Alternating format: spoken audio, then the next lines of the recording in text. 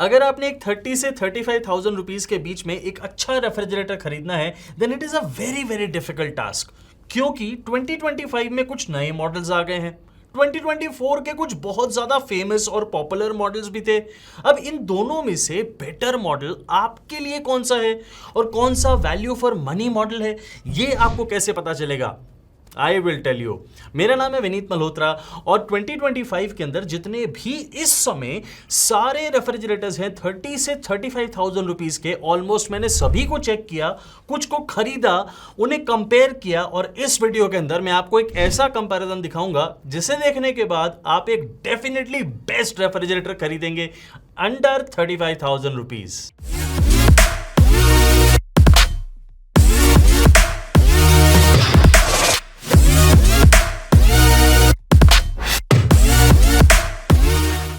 Let me be absolutely clear in the very beginning. इस video को बनाने के लिए ना ही मैंने किसी ब्रांड से पैसे लिए हैं और ना ही कोई रेफ्रिजरेटर मॉडल। ये जितने भी रेफ्रिजरेटर आप इस वीडियो के अंदर आगे देखेंगे वो सारे मैंने पहले खुद खरीदे हैं, उसे अपने घर, अपने स्टूडियो, अपने मॉडल हाउस, अपने ऑफिस, सब जगह अलग अलग टेस्ट किया है और उसके बाद कंपेयर करने के बाद ये कंपैरिजन दिखा रहा हूं आपको मैं। ये सारे रेफ्रिजरेटर मॉडल्स अच्छे हैं और जो बहुत ज़्यादा अच्छे मुझे नहीं लगे मैंने उन्हें खरीदा ही नहीं, उन्हें इंक्लूड ही नहीं किया इस कंपैरिजन के अंदर। ये काम मैं क्यों करता हूं ये मैं आपको आगे बताऊंगा, लेकिन आपको उससे पहले दो बातें बताता हूं जो आपको इस 30 से 35,000 रुपीस के रेफ्रिजरेटर खरीदने से पहले जाननी चाहिए। उन बातों को सुनिए। इस वीडियो में आगे मैं आपको 2025 के कुछ स्पेशल ऐसे मॉडल्स बताऊंगा जो कि बहुत ही ज्यादा शानदार हैं और आपको पिछले साल के यानी 2024 के कोई भी मॉडल को कंसिडर करना ही नहीं चाहिए। इसे कहते हैं FOMO factor, fear of missing out.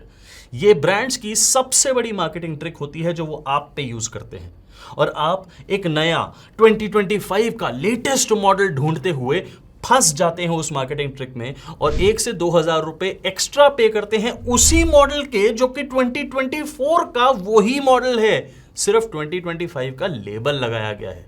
असल में 2022 के 1 जनवरी से लेके 2025 की 31 जनवरी तक कोई भी मॉडल में बदलाव हुआ ही नहीं है, क्योंकि स्टार लेबल यानी स्टार रेटिंग बदली नहीं गई है। स्टार रेटिंग 2026 में बदलेगी, उसका असर भी बहुत थोड़ा रहेगा। लेकिन आज की डेट में 2025 में अगर आप 2024 का मॉडल लेते हैं या 2025 मॉडल लेते हैं, इट इज एब्सोल्युटली ओके। आप फोमो फैक्टर में मत आइए, क्योंकि ये बात अब आप जानते हैं। आपके दोस्त ने कन्वर्टेबल रेफ्रिजरेटर लिया और उसके अंदर इतना शानदार फीचर है कि वो फ्रीजर को पूरी तरह बंद कर सकते हैं या फिर फ्रिज पोर्शन को पूरी तरह बंद कर सकते हैं और दोनों में से सिर्फ एक पोर्शन चलता रहेगा, जिससे इलेक्ट्रिसिटी सेविंग काफी ज्यादा होगी। क्या यह सही बात है? बिल्कुल सही बात है। कन्वर्टेबल रेफ्रिजरेटर में आप ऐसा कर सकते हैं, बट इसकी यूज आपके लिए कितने हैं इस बात को जानिए पहले। अगर आपने पूरे साल के अंदर कोई वेकेशन पे जाना है, लेट्स से हर साल आप वेकेशन पे जाते हैं 20 से 25 दिनों के लिए, जब आपका फ्रिज की आपके घर में कोई होता ही नहीं है तो किसी को जरूरत ही नहीं है, तो आपके लिए जरूरी है। अगर आप पूरे साल में विंटर के अंदर भी चाहे विंटर के अंदर ही अपने फ्रीजर को यूज करते ही नहीं है लगभग 1 महीना या 2 महीने, then it is an important feature for you.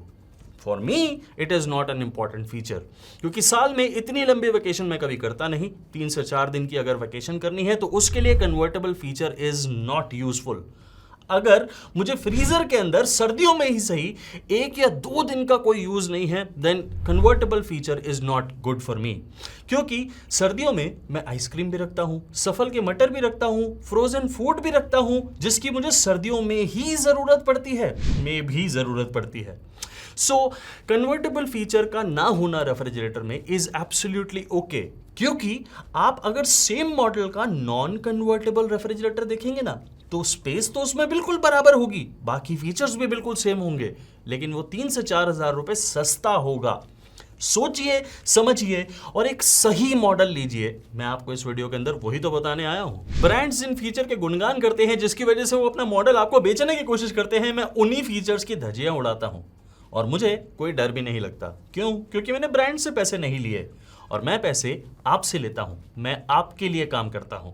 आपसे मुझे डायरेक्ट पैसे की उम्मीद है ही नहीं और ना ही मैं मांगता हूं। मुझे चाहिए अपनी अफिलिएट कमीशन। मैं आपको अपने अफिलिएट लिंक्स देता हूं डिस्क्रिप्शन बॉक्स के अंदर भी, और एक ऐसी लिस्ट के अंदर जिसका लिंक मैंने आपको डिस्क्रिप्शन बॉक्स में दिया है। उसका नाम है VM1 रेफ्रिजरेटर लिस्ट। उसके अंदर हर प्राइस रेंज के मेरे शॉर्ट लिस्टेड कुछ मॉडल्स हैं और उनके अफिलिएट लिंक्स हैं। आप अगर उस लिस्ट को अपने फोन में डाउनलोड करेंगे और कोई भी रेफ्रिजरेटर मॉडल उससे खरीदेंगे तो मुझे थोड़ी सी अफिलिएट कमीशन मिलेगी, आपके प्राइस को 1 रुपया भी बदले बिना। ये है मेरी कमाई, this is the source of income, और इससे कमा के मैं रेफ्रिजरेटर्स भी खरीदता हूं, स्टाफ को सैलरी भी देता हूं, अपना भी खर्चा चलाता हूं, और ब्रांड की कोलैबोरेशन ना लेने की हिम्मत भी जुटा पाता हूं, और आपको सच बताता हूं। आशा करता हूं कि आप मुझे सपोर्ट करेंगे। उन सारे लिंक्स को आप डिस्क्रिप्शन बॉक्स में एक्सेस कर सकते हैं, जरूर जाइएगा, उन्हें चेक करिएगा। अब बात करते हैं बेस्ट रेफ्रिजरेटर्स की, जो कि 30 से 35,000 रुपीज के बीच में आप खरीद सकते हैं 2025 में। अब सारे रेफ्रिजरेटर्स को एक ही साथ बताना गलत है, इसलिए मैंने प्राइस रेंज के हिसाब से ग्रुप्स बना दिए हैं, ग्रुप 3, 2 एंड 1। इन सारे ग्रुप्स के अंदर से जो भी मॉडल आप चुनेंगे वो सही होगा, क्योंकि एक ग्रुप में आने वाले मान लीजिए 2 या 3 रेफ्रिजरेटर्स बहुत अच्छे हैं, मैंने उन्हें चुना ही इसलिए है, लेकिन आपकी रिक्वायरमेंट के हिसाब से जो भी मॉडल बेस्ट हो आप उसे चुनिए। ग्रुप नंबर 3 के अंदर 3 मॉडल्स आते हैं, सैमसंग का, LG का और वर्लपूल का ट्रिपल डोर मॉडल। ये तीनों मॉडल्स बहुत ज्यादा शानदार हैं, और सैमसंग का रेफ्रिजरेटर 256 लीटर 3 स्टार मॉडल है, जबकि LG का 272 लीटर 3 स्टार और वर्लपूल का 270 लीटर ट्रिपल डोर मॉडल है। इसमें आपको स्टार रेटिंग नहीं मिलती है। ये तीनों मॉडल्स का प्राइस रेंज थोड़ा सा फर्क है, ये अंडर 30,000 रुपीज फॉल करते हैं, लेकिन इनकी कैपेसिटी के अंदर भी थोड़ा सा डिफरेंस है। पर्टिकुलरली सैमसंग की कैपेसिटी काफी कम है LG और वर्लपूल के मुकाबले। सैमसंग की 256 लीटर की कैपेसिटी के आगे LG का 272 लीटर या फिर वर्लपूल का 270 litre is a far better capacity model according to me. LG और सैमसंग दोनों के अंदर आपको इन्वर्टर कंप्रेसर मिलता है, जबकि वर्लपूल के ट्रिपल डोर मॉडल के अंदर आपको नॉन इन्वर्टर कंप्रेसर मिलता है। एक तो वर्लपूल का ट्रिपल डोर जिसमें स्टार लेबल नहीं है, दूसरा उसमें नॉन इन्वर्टर कंप्रेसर लगा है, तो आप सोचेंगे कि यार पता नहीं कितनी इलेक्ट्रिसिटी कंज्यूम करेगा। मैं बताता हूं आपको, 190 यूनिट्स इन अ ईयर। ये LG और सैमसंग के मुकाबले कम इलेक्ट्रिसिटी है, क्योंकि LG 236 units of electricity use करेगा इन अ ईयर और Samsung 231 units in a year. पर ये सब पॉसिबल कैसे है? याद करिए, आज से 5 साल पहले इन्वर्टर कंप्रेसर आया नहीं करते थे, तब रेफ्रिजरेटर्स के अंदर या फिर एसीज के अंदर भी आपको यही रेसिप्रोकेटरी कंप्रेसर्स मिलते थे, जिन्हें नॉन इन्वर्टर कंप्रेसर कहा जाता है। ये आज की डेट में भी कुछ मॉडल्स के अंदर मिलते हैं, और इनकी इलेक्ट्रिसिटी कंजम्पशन अगर सही तरीके से मोटर लगा दी जाए और मोटर अच्छी क्वालिटी की हो, कंप्रेसर के अंदर भी एक मोटर होती है, उसके बाद बहुत कम हो जाती है। सो इलेक्ट्रिसिटी कंजम्पशन इस वर्लपूल के रेफ्रिजरेटर की सैमसंग और LG से काफी कम है, and that is very good. Whirlpool का आपको ट्रिपल डोर मॉडल मिलता है, जिसमें फ्रीजर, फ्रिज और वेज क्रिस्पर यानी वेजिटेबल बॉक्स का अलग डोर दिया गया है, जबकि LG और सैमसंग एक नॉर्मल रेफ्रिजरेटर जिसमें फ्रीजर का डोर अलग और फ्रिज का अलग ऐसे आते हैं। LG और सैमसंग कन्वर्टेबल रेफ्रिजरेटर्स हैं, और इनमें आपको कन्वर्टेबल मोड्स भी देखने को मिलेंगे, जबकि वर्लपूल कन्वर्टेबल रेफ्रिजरेटर नहीं है। तीनों रेफ्रिजरेटर्स के अंदर आपको टफन ग्लास शेल्स मिलते हैं, और ये बहुत अच्छी क्वालिटी के हैं। तीनों रेफ्रिजरेटर्स की जो इंसुलेशन है ये भी बहुत शानदार है, जिससे कूलिंग बहुत लंबे टाइम तक रिटेन होगी रेफ्रिजरेटर में, and it is very very good. LG refrigerator की डोर शेल्फ्स की बात करें तो डोर में आपको काफी अच्छी स्पेस मिलती है, और स्पेस मैनेजमेंट के मामले में it is a very very good refrigerator. लेकिन LG का एक फेमस डोर कूलिंग वाला फीचर इस मॉडल में नहीं है। सैमसंग की अगर बात करें तो इसकी भी space management is very very good, door shelves भी बहुत अच्छे हैं।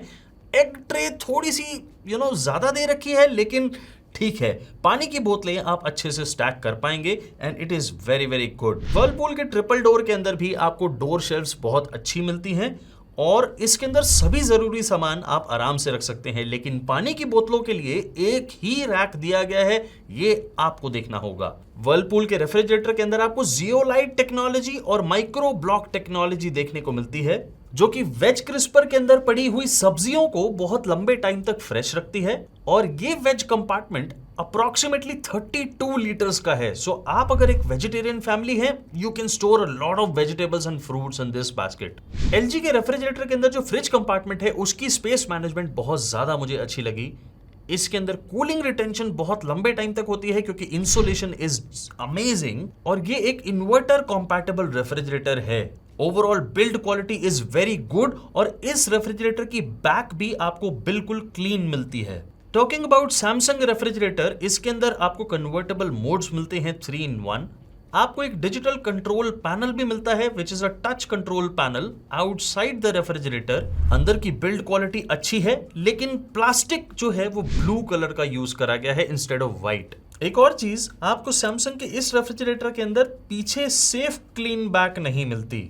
ये कोई गलत चीज नहीं है, लेकिन अगर ये होती तो और अच्छा लगता, क्योंकि बाकी सभी ब्रांड्स इस प्राइस रेंज के अंदर आने वाले अपने मॉडल्स के अंदर सेफ क्लीन बैक देते हैं। इनफैक्ट सैमसंग पहले देते थे, लेकिन अब नहीं देते हैं। Otherwise this model is good, मुझे इससे कोई परेशानी नहीं है। लेकिन ये जिस कॉस्ट में आता है उसी कॉस्ट के अंदर आपको अगर LG और वर्लपूल ज्यादा कैपेसिटी देते हैं with more features, then why not. All in all मेरे यूसेज के अंदर तीनों रेफ्रिजरेटर्स बहुत अच्छे रहे।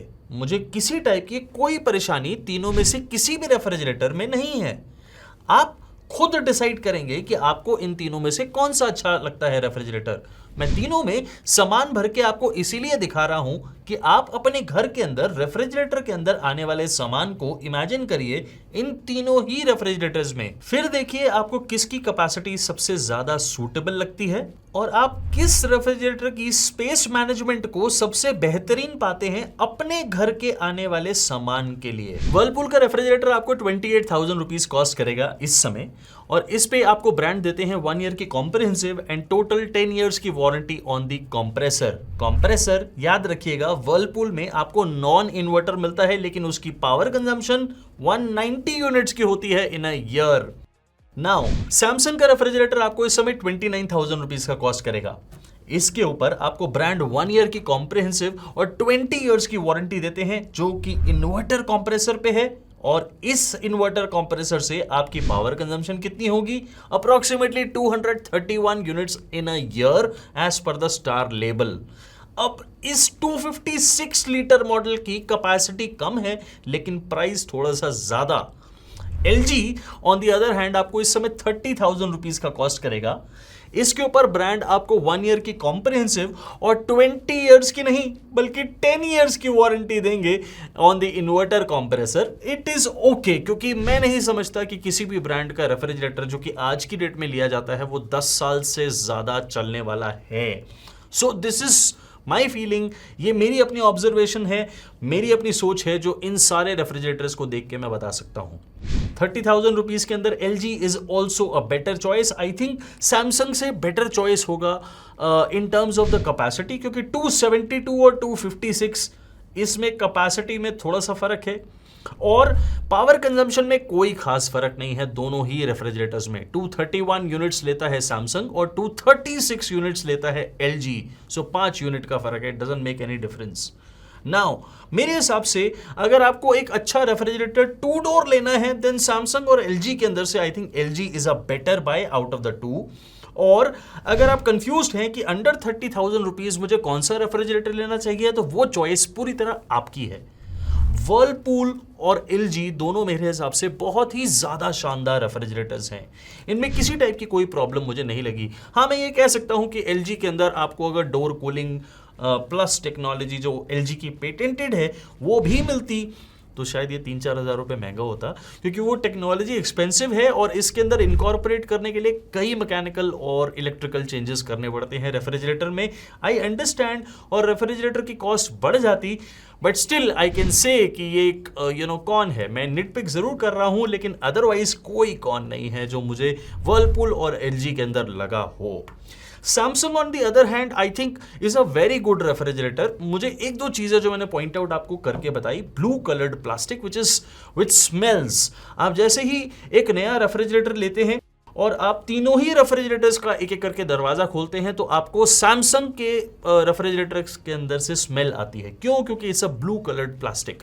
White colour plastic is a very premium plastic, उसके अंदर से वो स्मेल नहीं आती, ना एलजी में से ना ही वर्लपूल में से। सो ये एक चीज़ है, ये स्मेल 2-3 महीने तक जाती है और आपके खाने में या फिर दूध और दही आपने रखा है उसके अंदर भी आपको कुछ देर तक आ सकती है। This is one. Second, safe clean bag Samsung में नहीं है। सो ये छोटी छोटी चीज़ें हैं जहाँ पे कॉस्ट कटिंग मेरे हिसाब से हुई है। And I think capacity wise भी सैमसंग शुड रियली थिंक कि कंपटीशन क्या कर रहा है इस समय। एंड आई थिंक ये दो रेफ्रिजरेटर्स ज़्यादा बेटर हैं, एलजी एंड वर्लपूल। आप सैमसंग को इग्नोर करके इन दोनों में से कोई भी लेंगे तो गलती नहीं करेंगे। और अब आप कौन सा मॉडल लेने वाले हैं ये ज़रूर बताइएगा मुझे कमेंट सेक्शन में। आपको लिंक्स पता है कहाँ मिलेंगे? आपको डिस्क्रिप्शन के अंदर भी मिलेंगे और आपको VM1 रेफ्रिजरेटर लिस्ट के अंदर भी मिलेंगे। आपने क्या करना है, डिस्क्रिप्शन बॉक्स में जाना है, उस लिस्ट के लिंक को क्लिक करना है और सीधा आपके फोन के अंदर वो डाउनलोड हो जाएगी। उस लिस्ट में ये सारे मॉडल्स लिखे हुए हैं और अपनी चॉइस से आपको जो भी अच्छा लगे आप वो लीजिएगा। जल्दी जाइए डिस्क्रिप्शन बॉक्स के अंदर और याद रखिएगा ये जितने भी मॉडल्स हैं ना, ये मैंने फीचर भी कर रखे हैं। अब आपको इनकी फोटो दिख रही होगी, आपने उन फोटो को स्क्रॉल करना है, जो मॉडल आपको पसंद हो टैप करिए, सीधा जाइए Flipkart and you will check the price and आप बाय भी कर सकते हैं वहां से। जाइए अब बढ़ते हैं ग्रुप 2 की तरफ। उसमें मैं 2 मॉडल्स आपको बताऊंगा, एक एलजी का और एक वर्लपूल का। ये दोनों मेरे हिसाब से बहुत ज्यादा शानदार रेफ्रिजरेटर्स हैं और आप इन दोनों में से कोई भी लेंगे तो गलती नहीं करेंगे। इन दोनों में कोई भी कमी नहीं है। लेकिन आपको पहले बताता हूं कि एलजी के अंदर आपको 322 लीटर की कैपेसिटी मिलेगी और ये 3 स्टार मॉडल है, जबकि वर्लपूल 308 लीटर की कैपेसिटी के साथ आता है और ये भी 3 स्टार मॉडल है। ये कैपेसिटी का छोटा सा डिफरेंस आपको फ्रिज और फ्रीजर दोनों के अंदर देखने को मिलेगा, दोनों ही मॉडल्स के। But on a practical note, ये कैपेसिटी का डिफरेंस आपको दिखने में पता भी नहीं चलेगा, आपको समझ ही नहीं आएगा कि ये डिफरेंस कहां है, क्योंकि 5-7 लीटर का जो फर्क है that does not make any difference।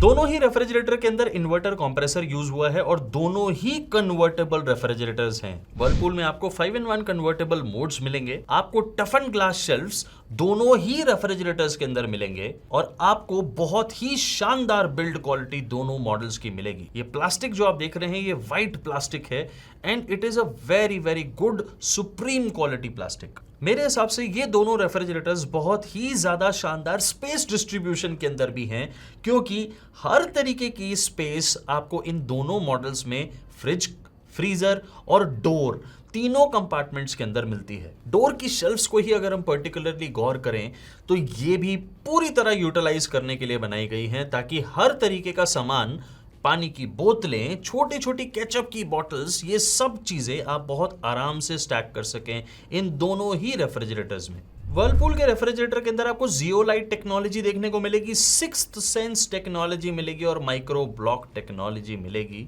और उनका एक और बहुत बड़ा क्लेम है कि coldest freezer of -24 degree Celsius. Now Whirlpool says कि इससे ज्यादा ठंडा फ्रीजर और कोई नहीं है इस पर्टिकुलर कैटेगरी के अंदर, and the freezer is really really powerful. इसी का रीजन है कि 17 आवर्स तक, 12 से 17 आवर्स तक की कूलिंग रिटेंशन वर्लपूल क्लेम करते हैं इस पर्टिकुलर मॉडल के अंदर। Now this is very good. इसका मतलब ये है कि एक बार लाइट जाने के बाद जो कूलिंग है वो रेफ्रिजरेटर के अंदर 12 घंटे तक रिटेन करी जा सकती है। So this is very very good. But इसके साथ ना एक स्टार लगा होता है जिसके अंदर टर्म्स एंड कंडीशंस अप्लाई हो। So on a practical note ये 4-5-6 घंटे जरूर कूलिंग को रिटेन कर पाएगा, and this is also very very good, क्योंकि दूसरा कोई भी नॉर्मल रेफ्रिजरेटर है वो 1-2-3 घंटे के अंदर जवाब दे जाएगा। कोल्डेस्ट फ्रीजर की वजह से आपको वर्लपूल के रेफ्रिजरेटर में 85 मिनट्स के अंदर आइस मिल सकती है। ये थोड़ी सी कच्ची पक्की आइस होती है, बट ठीक है, ये पार्टी के अंदर काम चलाने लायक जरूर है, बट एटलीस्ट फीचर तो है। On the other hand LG के रेफ्रिजरेटर के अंदर भी आपको बहुत अच्छी अच्छी टेक्नोलॉजीज मिलती हैं। फर्स्ट एंड फॉरमोस्ट ये एक अच्छा स्मार्ट इन्वर्टर कंप्रेसर के साथ आने वाला रेफ्रिजरेटर है और इसके अंदर मल्टी एयर फ्लो टेक्नोलॉजी का यूज करा गया है। एलजी के रेफ्रिजरेटर के अंदर बैक साइड पे जो आपको ठंडी हवा दिखती है ना, वो अलग अलग लेयर्स के अंदर आती है, जिसकी वजह से मल्टी एयर फ्लो उसे कहा गया है। ये किस लिए ज़रूरी है? क्योंकि कई बार होता है कि हम बहुत सारा सामान स्टैक कर देते हैं अपने रेफ्रिजरेटर के अंदर, जिससे शेल्फ के पीछे पड़ा हुआ सामान तो ठंडा हो जाता है, लेकिन आगे पड़ा हुआ सामान या फिर नीचे पड़ा हुआ दूसरी शेल्फ के अंदर पड़ा हुआ सामान ठंडा नहीं हो पाता। बट मल्टी एयर फ्लो के रेफ्रिजरेटर के अंदर ऐसी प्रॉब्लम आपको नहीं होगी। बहुत ही प्रैक्टिकल फीचर है और इसका इस्तेमाल लगभग हर घर के अंदर हर चौथे पांचवें दिन जरूर होगा, क्योंकि आप भरे हुए रेफ्रिजरेटर्स देख रहे हैं। ये सारा सामान आपको गाइड करेगा कि इन रेफ्रिजरेटर्स के अंदर आप अपने घर का सामान इमेजिन करेंगे तो कैसा ये रेफ्रिजरेटर लगेगा। दोनों ही मॉडल्स के पीछे यानी बैक आपको बिल्कुल क्लीन मिलती है and that is very very good. दोनों इन्वर्टर कॉम्पैटिबल मॉडल्स हैं और दोनों में स्टेबलाइजर फ्री ऑपरेशन आपको देखने को मिलता है। एलजी में बहुत ज्यादा कन्वर्टेबल मोड्स आपको नहीं मिलेंगे, लेकिन वर्लपूल में आपको 5-in-1 कन्वर्टेबल मोड्स मिलेंगे। But the main point is कि क्या आपको कन्वर्टेबल मोड्स को यूज करना है। मैंने शुरू में ही आपको समझाया था कि अगर आपको कन्वर्टेबल मोड्स की बहुत ज़्यादा ज़रूरत नहीं है तो ये फीचर आपके लिए इतना ज़्यादा इंपॉर्टेंस नहीं रखता, लेकिन अगर रखता है तो Whirlpool refrigerator has better convertible options. All and all मैं दोनों ही रेफ्रिजरेटर्स से बहुत ज़्यादा खुश हूँ और इन दोनों रेफ्रिजरेटर्स को अपने नॉर्मल रूटीन के अंदर यूज़ करने में हमें किसी भी टाइप की कोई परेशानी नहीं आई। हमने कन्वर्टेबल मोड को सिर्फ टेस्टिंग के लिए तो यूज़ किया, लेकिन प्रैक्टिकली उसका यूसेज हमारे यूज़ में नहीं है। इन दोनों रेफ्रिजरेटर्स पे आपको 1 ईयर की कॉम्प्रहेंसिव और 10 ईयर्स की वारंटी मिलती है ऑन द इन्वर्टर कंप्रेसर्स जो इन रेफ्रिजरेटर्स में लगे हुए आते हैं। ये वारंटी पैकेज बहुत अच्छा है, बट इनके प्राइस में काफ़ी डिफरेंस है। LG आपको इस समय 36,000 रुपीज़ कॉस्ट करेगा, जबकि वर्लपूल 31,000 रुपीज़। ये 5,000 रुपये का डिफरेंस है। अब ये डिफरेंस कितना वर्थ है ये मैं नहीं, आप बताएंगे। मेरे हिसाब से LG रेफ्रिजरेटर का सिर्फ एक ही कॉन है कि ये थोड़ा एक्सपेंसिव है। It is expensive than the other models, naming Whirlpool का ये वाला मॉडल। सो आपको देखना है कि आपको ज्यादा अच्छा रेफ्रिजरेटर वर्लपूल लग रहा है या LG। LG sure has slightly more capacity, but कितनी ज्यादा कैपेसिटी है आपने ये सारा लाइव खुद देखा है और उसके बाद आप खुद जज करेंगे। इन दोनों ही रेफ्रिजरेटर्स के लिंक्स मैंने आपको डिस्क्रिप्शन बॉक्स में भी दिए हैं, VM1 रेफ्रिजरेटर लिस्ट के अंदर भी दिए हैं और इन दोनों रेफ्रिजरेटर्स को मैंने टैग भी कर दिया है। अब आपको इन मॉडल्स की फोटो दिखेगी, आपने उस पर टैप करना है, सीधा फ्लिपकार्ट आप पहुंच जाएंगे और वहां से इन्हें चेकआउट कर सकते हैं और इन्हें खरीद सकते हैं। Now let me talk about pros and cons. मैं सिर्फ प्रोज ही आपको बताऊंगा क्योंकि इन दोनों मॉडल्स में कोई कॉन्स नहीं है। ट्रस्ट मी, ये दोनों रेफ्रिजरेटर्स बहुत ही ज़्यादा शानदार हैं। दोनों 2 डोर हैं और दोनों के अंदर कन्वर्टेबल ऑप्शंस हैं। कन्वर्टेबल अगर आपको लेना है then I would highly recommend कि इन दोनों में से आपको वर्लपूल चुनना चाहिए, क्योंकि ज़्यादा अच्छी कन्वर्टेबल ऑप्शंस आपको वर्लपूल में मिलेंगी, 5-in-1 ऑप्शंस। बट अगर स्पेस मैनेजमेंट देखें, दोनों ही रेफ्रिजरेटर्स की बहुत अच्छी है। डोर शेल्फ में कोई कमी नहीं करी गई है। वेज क्रिस्पर यानी वेजिटेबल बॉक्स की कैपेसिटी बहुत अप्रोप्रिएट है। अगर मैं फीचर देखूं तो फीचर दोनों के अंदर ही अच्छे हैं। वर्लपूल के अंदर बहुत कोल्डेस्ट फ्रीजर वाला फीचर है which is very very good.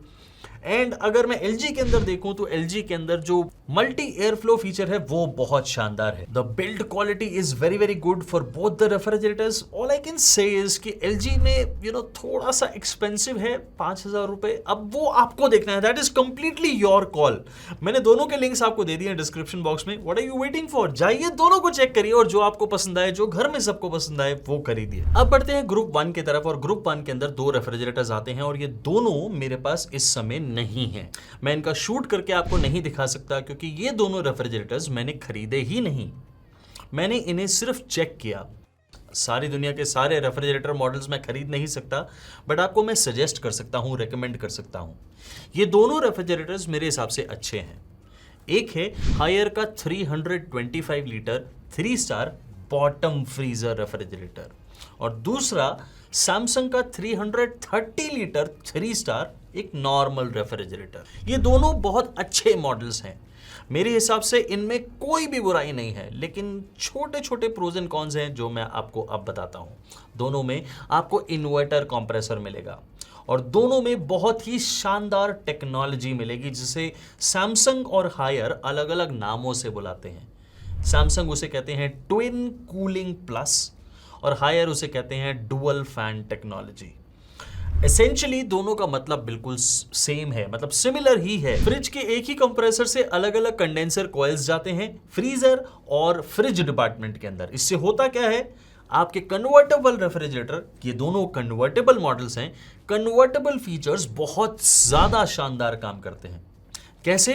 क्योंकि आपको अगर एक पर्टिकुलर पोर्शन को पूरी तरह बंद करना है तो वो कंडेंसर कॉइल्स कूलिंग भेजेगा ही नहीं। मान लीजिए आपको अपने फ्रिज को बंद करना है तो फ्रिज के अंदर कूलिंग जाएगी ही नहीं, क्योंकि कंडेंसर कॉइल वो वाली पूरी तरह से बंद रहेगी। एंड सिमिलरली वाइस वर्सा, आपने अगर फ्रीजर बंद करना है तो वो आप पूरी तरह बंद कर सकते हैं। सो एसेंशियली ये दोनों फीचर्स बिल्कुल सिमिलर हैं। अंदर की बिल्ड क्वालिटी दोनों ही रेफ्रिजरेटर्स की बहुत ज्यादा अच्छी है, बट प्रैक्टिकल यूसेज हायर की ज्यादा अच्छी है। इस चीज को बहुत ध्यान से समझिए। ये बॉटम फ्रीजर रेफ्रिजरेटर है, बॉटम माउंटेड फ्रीजर। आपको ऊपर फ्रिज मिलता है, सो आपको बैक की प्रॉब्लम, झुकने की प्रॉब्लम कभी भी नहीं होगी, क्योंकि आप कुछ भी कर लें, आप एक नॉर्मल जो ऊपर हमें फ्रीजर मिलता है, नीचे हमें फ्रिज मिलता है, उसके अंदर आप वेज क्रिस्पर के अंदर ही हाथ डालने के लिए या पानी की बोतल निकालने के लिए आपको झुकना तो पड़ता ही है। आपको कुछ भी काम करने के लिए झुकना पड़ेगा, बट हायर में नहीं, क्योंकि आप प्रैक्टिकली 10% भी यूज नहीं करते अपने फ्रीजर को, बट वो इंपॉर्टेंट पार्ट होता है फ्रिज का, रेफ्रिजरेटर का। इसलिए फ्रीजर को नीचे माउंट कर दिया जाता है और ऊपर कर दिया जाता है फ्रिज, जिसको आप 90% से ज्यादा यूज करते हैं। So practically I think Haier is a far better model than the Samsung 330 litre. And Samsung की बिल्ड क्वालिटी को न जाने क्या हुआ है 1-2 सालों से कि वो ब्लू प्लास्टिक यूज करने लगे हैं, जो हमेशा थोड़ा स्मेल करता है। आप जब नया रेफ्रिजरेटर लेंगे तो आपको उसको खोलते ही बहुत ज्यादा स्मेल आएगी, लेकिन इन केस ऑफ हायर उन्होंने वाइट सुपीरियर प्लास्टिक यूज करा है, ट्रांसपेरेंट वाइट सुपीरियर प्लास्टिक। सो बाकी सभी ब्रांड्स बहुत अच्छी क्वालिटी दे रहे हैं, लेकिन सैमसंग में मुझे लगता है कि क्वालिटी थोड़ा सा कॉम्प्रोमाइज करी गई है from a couple of years. Completely your call. मेरे हिसाब से दोनों के अंदर टेक्नोलॉजीज बहुत अच्छी हैं। सैमसंग के अंदर भी आपको बहुत शानदार कन्वर्टेबल्स मोड मिलते हैं, लेकिन Haier is just another level. 14-in-1 convertible modes, trust me, इतने आप मोड्स ना कभी समझ पाएंगे और ये प्रैक्टिकल भी नहीं है। और इनकी आप एंड ऑफ द डे अगर कन्वर्टेबल मोड्स को यूज भी करेंगे तो आप 3 से 4 कन्वर्टेबल मोड्स को समझ पाएंगे और ज्यादा से ज्यादा 1 या 2 को यूज कर पाएंगे। No, choice is completely yours. एक और चीज का बहुत बड़ा फर्क है जो आपको जानना चाहिए, वो है कॉस्ट। कॉस्ट से पहले आपको वारंटी बताता हूं। सैमसंग के अंदर आपको 1 ईयर की कॉम्प्रहेंसिव और 20 ईयर्स की वारंटी मिलेगी ऑन द इन्वर्टर कंप्रेसर, लेकिन हायर में आपको 1 ईयर की कॉम्प्रहेंसिव और 10 ईयर्स की वारंटी मिलेगी on the inverter compressor. Trust me, कोई भी रेफ्रिजरेटर किसी भी ब्रांड का हो आज की डेट में, मुझे नहीं लगता कि वो 10 साल से ज्यादा चलने वाला है। 20 ईयर्स की वारंटी कितना ज्यादा आपको अट्रैक्ट कर रही है ये आपको सोचना है। 20 साल तक ये कंप्रेसर चल पाएगा, आप इस रेफ्रिजरेटर को रखेंगे या नहीं, ये आपको सोचना है। I am not against Samsung, मैं सैमसंग के बहुत सारे और प्रोडक्ट्स रेकमेंड करता हूं और इस रेफ्रिजरेटर को भी रेकमेंड कर रहा हूं, बट ये 38,000 रुपीज कॉस्ट करता है। ये एक और बहुत बड़ी प्रॉब्लम जो मुझे लगी, इसकी कैपेसिटी इतनी ज्यादा नहीं है। 330 लीटर्स की कैपेसिटी बहुत ज्यादा नहीं है कि आप 38,000 रुपीज पे करें इसके।